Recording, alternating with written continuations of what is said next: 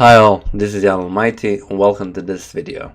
So back from vacation, as you can see I have bought myself a hat there and I kind of like wearing it even though it's not really sunny out there, and yeah, just like wearing it. What can I say?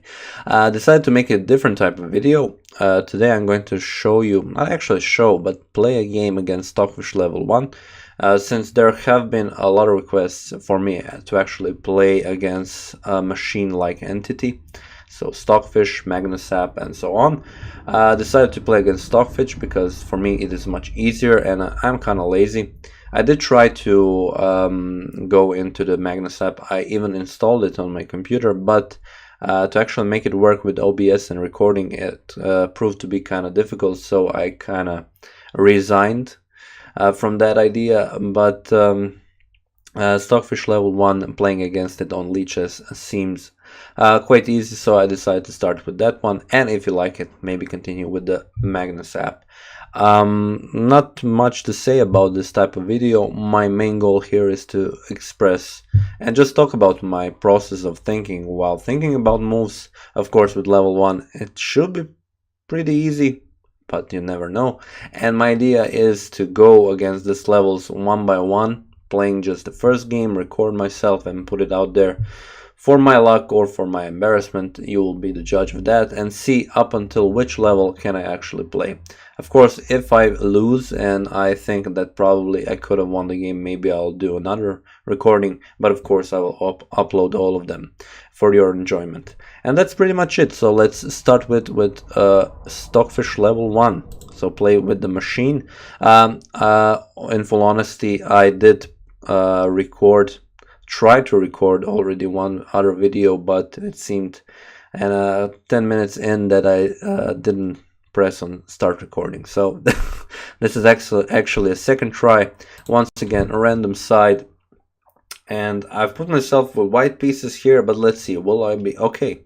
For the first time I actually am with the white pieces. And first, before going into the game, I wanted to tell you that the schedule for this channel should be something like over the weekend I'm going to try to do a stream, so if you're up for that, definitely be on the lookout.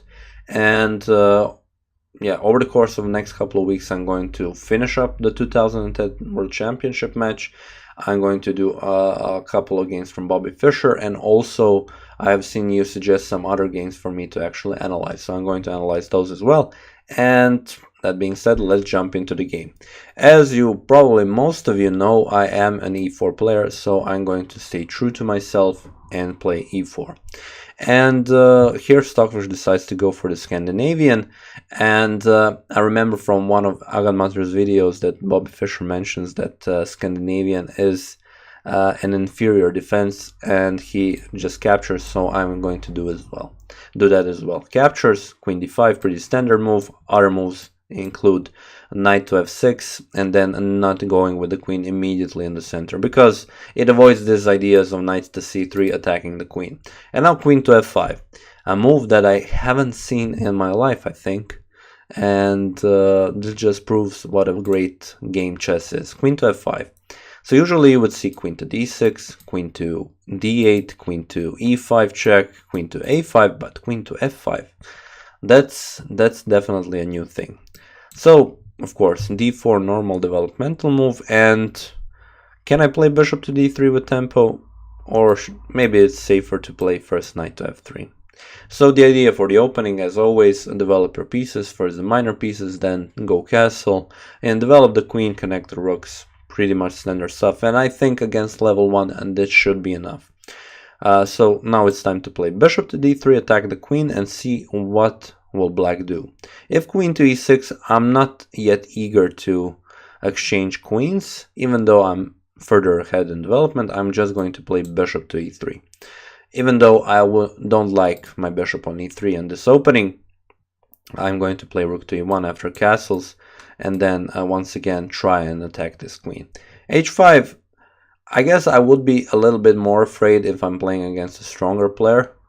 And you're right, I'm underestimating Stockfish level 1 here. Probably could be a bad thing to do. Usually it is a bad thing to do when you're playing a real game. But h5 with these ideas of knight to g4 and attacking actually on the king side, since I've had gone kingside castle, could be dangerous. But okay, rook to e1, continue with my plan. There are no good discoveries for now, so wherever I put my bishop, doesn't seem like the queen is hurt, but still Stockfish moves the queen.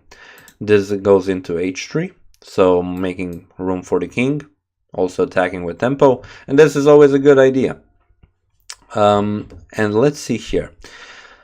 But actually maybe I can even trap the queen. So since Stockfish kind of helped me with this queen to g4 maneuver, if I play bishop to f4, then the queen cannot go on d6, cannot go on any of these squares, cannot block with this knight, maybe have to sacrifice the knight and then move the queen. So bishop to f4 seems like a very good move, and this was actually a very good moment for you to see how you should think about the position. When the queen is under heavy attack, especially it could happen in the Scandinavian if black isn't careful, you can go under some discoveries, some forks or anything like that, and in the end you can lose the queen. So the queen, so Stockfish didn't give up the queen didn't have anywhere to go, and this results in me just capturing it. Rook to g8, don't want to bother too much about that move. And this is where it would be very nice if I could play bishop to c7, not allow king to come to d8, and then bishop to g6 checkmate. But of course there are multiple moves that black can actually make if I play bishop to c7, one of which is king to f7, so my bishop then doesn't really make too much sense there. But actually then knight to g5. Let's try with bishop to c7, let's see what can black come up with. Probably just moving this knight, and then, okay, moving this knight to b8. I guess that is just Stockfish playing like Stockfish level 1. Probably knight to b6 better move, but here, yeah, it's very difficult to say, is this the best that you can do. I would like to play knight to e5, not to allow king d7 and king f7, but then the idea will be probably g5 and then just completely stopping my bishop to g6 idea. It will win me a rook, and I really wanted to give checkmate as soon as possible in this situation, but what can you do? So okay, knight to e5, g5 I think is the only move to go out of this, and can I actually connect somehow the queen and the that would be very nice. But I'm not seeing anything like immediately, but okay, there is this knight to e4 maybe. So if knight captures, I'm sure he won't capture, there is this queen to h5, then giving a check. Okay, I see what you did there. Now knight back to d7 to attack my my knight here, and also if I capture with the knight to f6, then knight captures on f6. So Stockfish isn't really allowing me to checkmate him in 15 moves. Probably this game will last a little bit more. So up until now this game hasn't been any like battling going on in it. It's just been me trying to checkmate Stockfish as soon as possible and him defending. So I'm going to speed it up a bit so that this video doesn't last for 30 minutes or more. Here, let's just think normally. What do I want to do? Let's try knight to c. Okay, no. Let's try knight to f6 with the still idea bishop to g6 and pick up this rook at least. So bishop to g6, he has to capture, and then I will capture with the knight, and also threatening to capture the bishop as well. At this point I'm up in development, and I shouldn't worry at all, because yeah, when you're better you should exchange pieces, go for a better endgame, and then in the end win in the endgame. Bishop to e5, want to keep the bishop centralized, and now the bishop has gone out of f8, and now my knight is kind of trapped. So I would like to play h4. So if he captures, knight captures on h4, and if he doesn't capture, I will capture and play knight on f4. So I capture on g5, the knight has to move, and preferably on e8 to defend the bishop on g7.